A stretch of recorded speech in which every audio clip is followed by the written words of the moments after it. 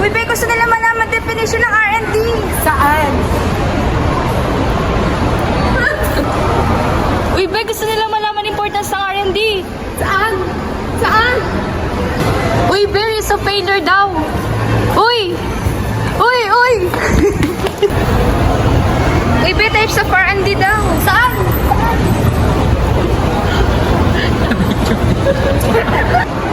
Uy, explain daw all about R&D. Saan? Sa naranda. Sa naranda. Saan? We We'll tackle about research and development.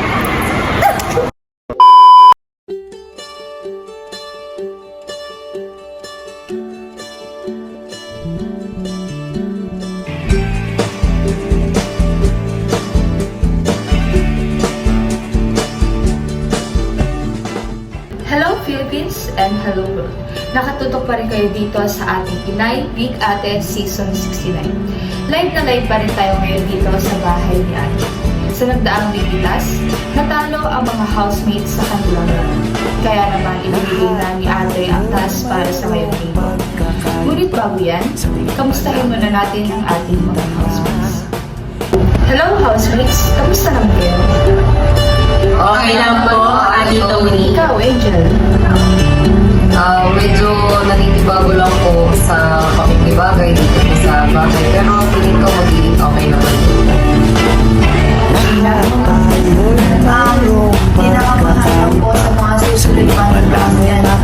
Excited na rin sa mga kung ano pong mangyayari dito sa loob ng bahay. Medyo pinakabahan din po and ayun, excited sa Wikitas. And Hazel. Ako naman po, Ate Tony, parang kayang ko lang yung hanapan ko. Na parang bibisikan ko lang sila. Na parang feeling ko ako yung Handa na ba kayong lahat para sa inyong pangalawang Wikitas? Yes! Sana po!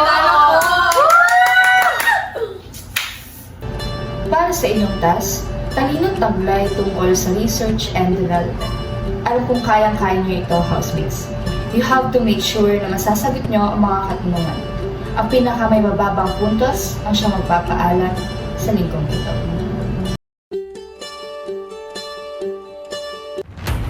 It refers to the systematic process of investigating and experimenting with new ideas, technologies, and methods to develop innovative products, services, or processes.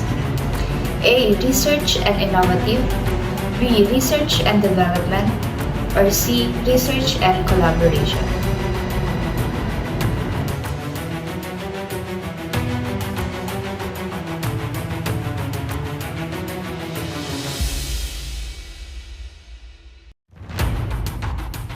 This type of research focuses on expanding knowledge and understanding in a particular field without specific commercial objectives. A. Applied research. B. Basic research. Or C. Development.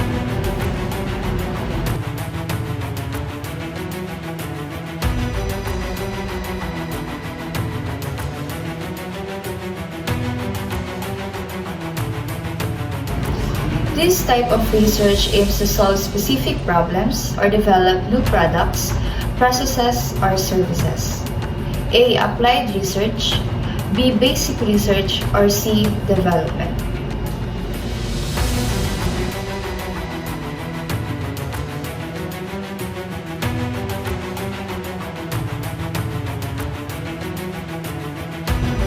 This type of research involves the practical application of research findings to create new products, processes, or services. A. Applied research. B. Basic research. Or C. Development.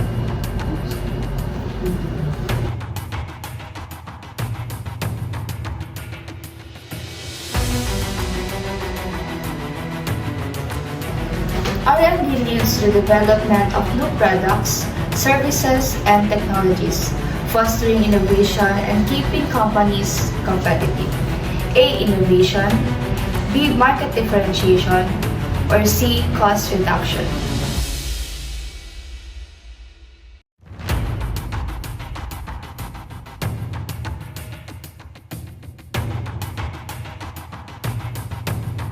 Companies can distinguish themselves from competitors by introducing unique products or improving existing ones through R&D.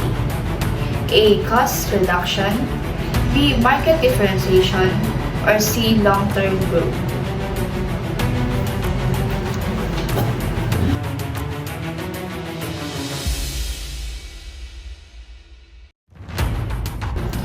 R&D can be expensive, requiring significant investments in facilities, equipments, personnel, and research activities. A. High cost. B. Uncertain returns. C. Time consuming.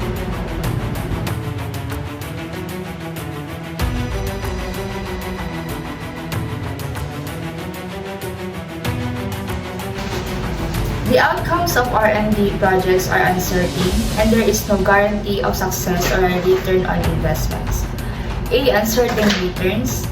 B. Time-consuming. Or C. Risk of failure.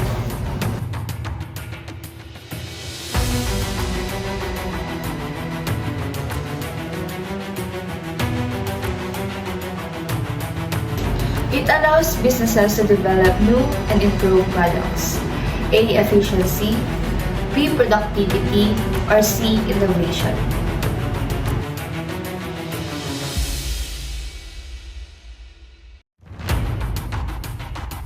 Significant edge in the marketplace. A. Competitive advantage. B. Problem solving. C. Knowledge expansion.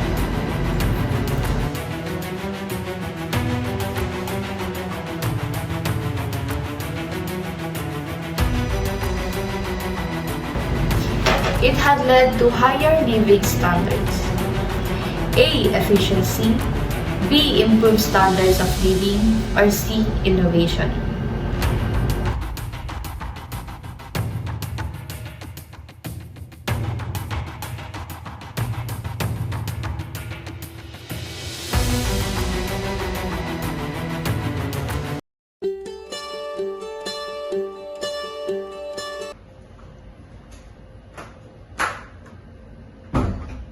Wait, tay, alam mo ba, parang ang dami na nag-i-extend ngayon ng mga LRT, MRT, tapos parang magkakaroon pa ata ng subway.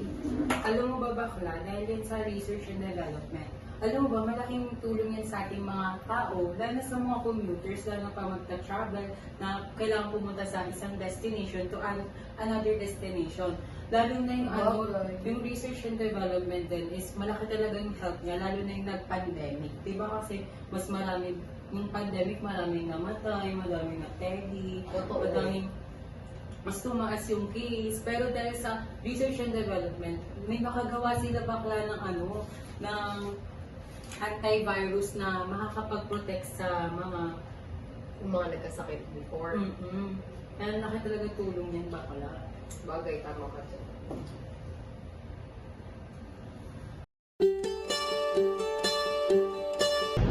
Ang nanalo sa weekly task na ito ay ang Team A. Dahil dyan, Team B, kayo ang dalawa ang nominated for eviction sa araw na ito. Ang 2 points ko po ay para kay Russell dahil wala siyang ibang ginawa sa bahay kundi magkalat, magpaganda. Tapos, 1 point naman po ay para kay Roslyn kasi hindi po siya nakikitaan ng buhay talaga dito sa loob ng bahay. Parang yung social battery niya is laging 0. Sa akin po, 2 points po para kay Raz since hindi ko po siya nakikitaan na nililimpit niya yung mga gamit niya. Like, for example po, paggising or sa mga makeup kit niya, kalat lang po dun sa mirror namin, dun sa tapat ng mirror. Tapos, 1 point naman po para kay Roslyn kasi parang hindi po siya masyadong nakiki-cooperate. Then, yun, tulog lang din siya ng tulog po. Handa na ba kayong malaman ang resulta ng botohan para sa alis ngayong gabi? Simulan natin kay Russell. Ikaw ba ang mamamaalam sa bahay na ito dahil puro propaganda at kain lang ng kain sa loob ng bahay? O baka naman ikaw, Roslyn, dahil ikaw ay puro tulog sa loob ng bahay at walang kooperasyon sa ibang housemates? Magpaalam ka na sa iyong mga housemates. Russell. Suspended in the air, myself breathing, hanging by a thread. My heart is barely beating. I haven't fallen yet, but I feel it coming. Tell me, would it be too much to ask if you break it to me gently that I'm waking the next day without you beside me? And who I hold on to today, tomorrow will just be a memory. And then I will look back at all of this and wonder why I've stayed in here just to watch you disappear. So I breathe.